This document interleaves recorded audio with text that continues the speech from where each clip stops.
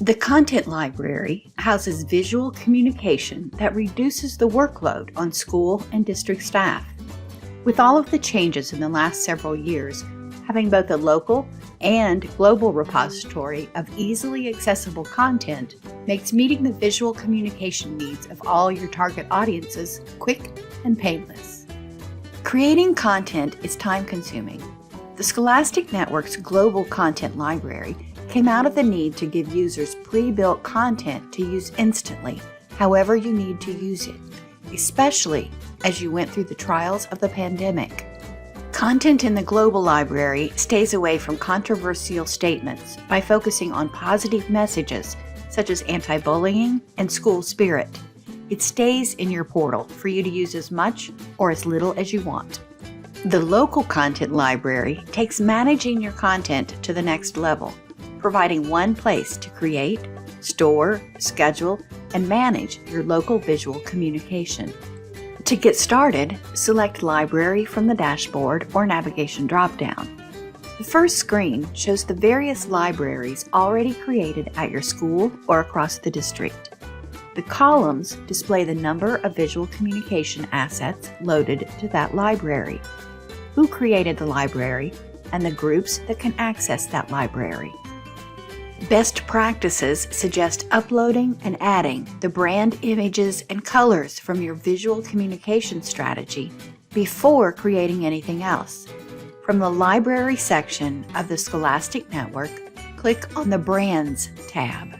In the Brand Library dialog box, click the Upload link next to the campus or building name. Select a file to upload.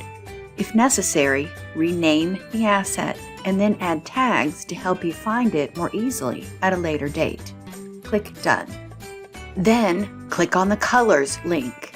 You will need the hex color codes from your visual communication strategy. Enter the codes and give the color a name, something like Marcus High School Red. To add a second or third color, click the Add Color button. After adding all of the brand colors, click the Done button. If you are the first person to use your Scholastic Network, create the first library for your account by clicking the Create button in the upper right corner.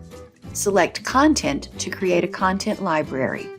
Give the library a meaningful name, like Athletics Library or AV Club. Click Done to finish, and the new library now shows in the list. To add visual communication assets to the library you just created, select the Content tab at the top left.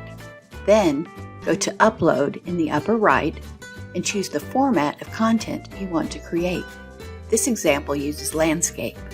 In the Upload Landscape dialog box on the left side of the browser, select the library where you want to store the content. Then either upload an image or video or use the built-in creative tools to design your own.